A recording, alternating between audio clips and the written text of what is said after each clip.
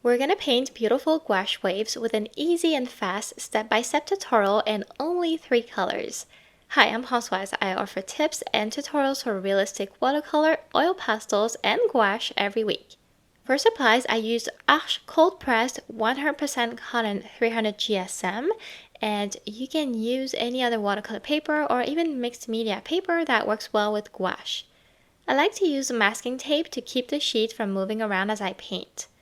For paintbrushes, 1 round basic paintbrush is enough, but 2 will be more convenient, and if one of them is also pointed at the tip, it will help you get those fine strokes I included in my painting.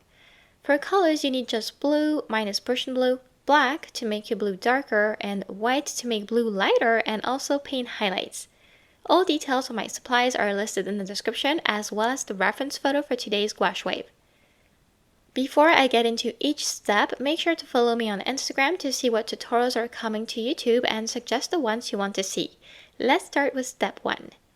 First, I'm wetting the paper and I apply the main blue shade. Then I add black to it, and I add this darker blue shade in places that looks darker on my reference photo. Doing it in this way on the wet paper, rather than starting right away with gouache on a dry piece of paper, helps, I find, because I'm able to cover up all of the paper quickly and locate the shadows and thus paint the shape of the 2 main waves really fast and easy. And doing it this way, I know if I make a mistake in the shape or where each color goes, I can still correct that easily, while on a dry sheet it will be a lot harder. I would also probably need to use a lot more paint, and here I can get away with using just a bit of paint. I already start adding white to place the highlights. And by now we have a clear picture of where the waves are at and what their shape is. My paint is still damp in places, dry in others, and with this type of a painting and the fact that this is gouache, I know I can keep working regardless. My paintbrush with a fine tip is helping me build more detailed and slender strokes now. In this phase, it's all about narrowing down the work and details. So with an even darker and thicker blue shade that we get by adding more black to our blue shade, let's make those dark areas a bit darker. The goal here is really to build up the shape by emphasizing the hollow areas in the waves and also adding depth to the water all around by painting ripples. With again even more black into our blue shade, which should give you a very dark blue shade, we're going to keep doing that, working on the dark areas and ripples. Be mindful as you make your blue shade darker and darker not to cover up all of the areas and ripples you created from the blue gouache. The darker we get, the fastest it should be to add contrast. At this point, we're refining it.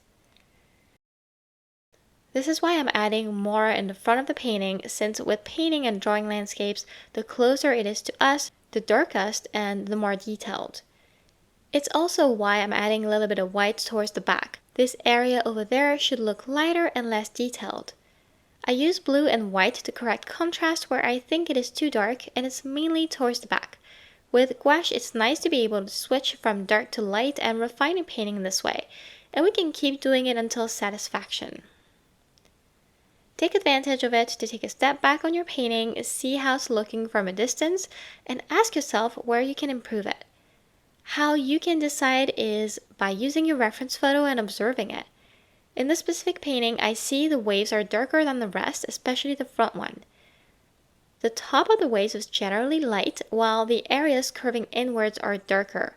Everything curving upwards would catch more light, so that is going to be lighter. But even on the dark areas, we will need highlights to create some balance and make them stand out, like the ones I am creating now on the front wave. It's the same for light areas. We will need some subtle shadow using our blue and blue plus black shades. These variations are what makes a painting more realistic. We don't have to stick to the photo 100%, but it's nice to observe it well. I'm missing the strong highlights now, so with a thick mix of white gouache, I start adding it starting from the back of the painting. Notice how the strongest highlights here are also in the front with the foam. With gouache, it's very easy to cover up darker paints with white. Looking at my painting, I think I could add dark ripples in places, so here we go with a dark mix of blue. I adjust, switching from dark blue to white as I did once before, and I think our beautiful gouache waves are looking stunning now, so it's time to stop. I hope you enjoyed this easy and fast step-by-step tutorial. If so, please let me know and help this video being seen by others by liking, commenting, or sharing it. Also, please subscribe and turn on notifications to enjoy all of my other videos and the future ones, and visit me on Instagram at blackfineart for even more. Thank you so much for watching, and see you next time.